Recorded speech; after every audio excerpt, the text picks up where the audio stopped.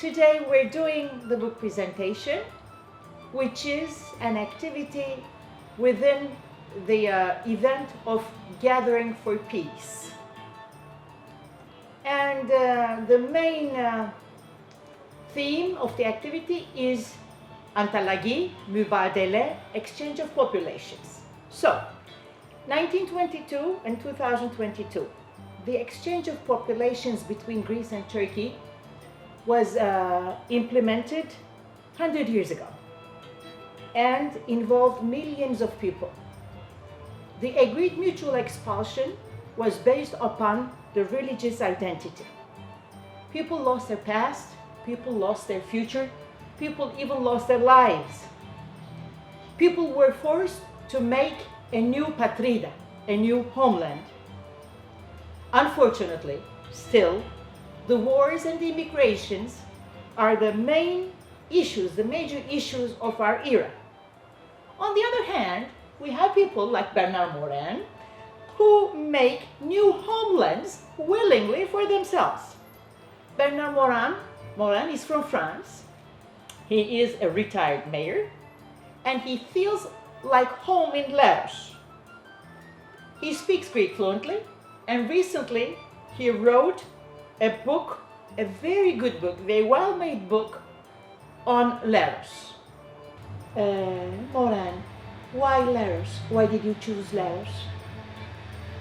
Well, it was partly a matter of chance and partly a matter of choice. When I discovered Greece, pretty late in my life, I was immediately enthralled by the country and the people. So nice, so welcoming. True, I might have settled elsewhere in Greece, but I happened to visit Leros and to love it. Such a homely place. And never afterwards did I regret my choice. I even dropped my mayorship in France to come and live here a good part of the year. And please tell us about your book. Well, my purpose writing this book was to help French-speaking people to discover the history of Leros. Nothing did exist before in French. Then an Italian friend of mine offered to translate the book in her own language, which enlarged its scope, both editions being now available on Amazon. To make the reading more attractive, I choose to write the history in the form of a novel, the story of fictional families throughout the ages and the real historical events. While I fully assume this literary advice, I am forced now to consider that very few Lerian bloodlines, if any, made the journey throughout the ages to modern time. The reason is that from the beginning, this island has been a land of migrations, fights, attacks, destructions. And what is the best way to build bridges for peace? Well, if I am to pick up only one incentive, I'll mention economy. Europe's recent history has shown that intertwined economies,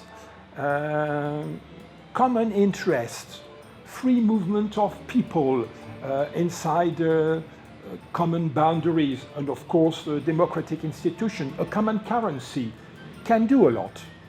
No one can imagine today a war bursting out between France and Germany, while it raged for so many years. Well, being here on the verge of Greece and Turkey, I'd like to ask something more.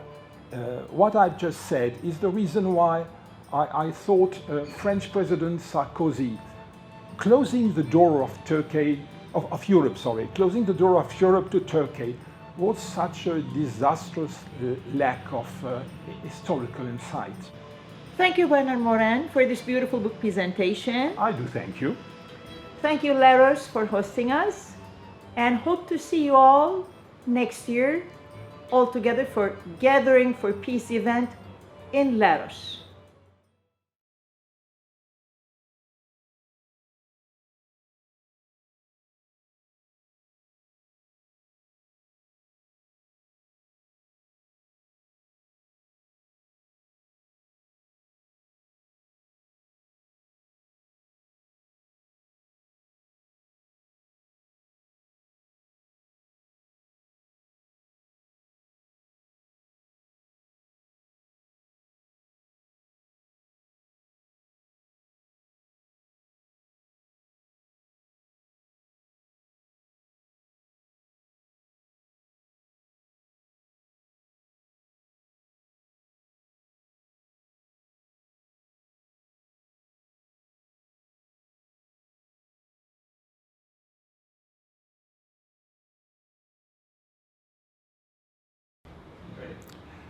Pourquoi Léros? Eh bien, ce fut en partie un hasard et en partie un choix. Quand j'ai découvert la Grèce assez tard dans ma vie, j'ai été immédiatement enthousiasmé par le pays et par ses habitants, si gentils, si accueillants. C'est vrai, j'aurais sans doute pu m'installer ailleurs en Grèce, mais il se trouve que j'ai visité Léros et que j'ai adoré l'île. Un endroit tellement simple et tellement naturel. Et depuis, il ne m'est jamais arrivé de regretter mon choix. J'ai même abandonné mon mandat de maire pour venir vivre ici une grande partie de l'année. Mon but en écrivant ce livre était d'aider les gens parlant français à découvrir l'histoire de l'île. Il n'y avait rien de disponible jusqu'ici. Une amie italienne m'a proposé de traduire le livre en italien, ce qui a agrandi le possible lectorat, les deux versions étant disponibles sur Amazon. Pour rendre la lecture du livre plus agréable, j'ai choisi d'écrire l'histoire de Léros sous forme de roman. L'histoire de familles imaginaires traversant les âges et les événements historiques réels, bien sûr. Même si aujourd'hui j'assume entièrement ce procédé littéraire, je suis bien forcé d'admettre que peu de familles, très peu de familles, peut-être même aucune, n'ont pu traverser les âges depuis l'Antiquité jusqu'à nos jours, à Léros. La raison, c'est que l'île tranquille que nous aimons aujourd'hui a, dès le début, été un lieu de migration, d'attaque, de destruction, de pillage, de kidnapping. Les gens étaient régulièrement tués, capturés, emmenés en esclavage, ou alors forcés de quitter l'île pour des raisons économiques, à cause de la pauvreté. Un certain nombre sont revenus, mais beaucoup plus nombreux sont ceux qui ne sont jamais retournés à Léros. Si je ne dois conserver qu'une seule raison, je dirais l'économie. L'histoire récente de l'Europe a montré que des économies entremêlées, une monnaie commune, des intérêts communs, la libre circulation des personnes à l'intérieur de frontières communes et bien sûr d'institutions démocratiques peut faire beaucoup pour la paix.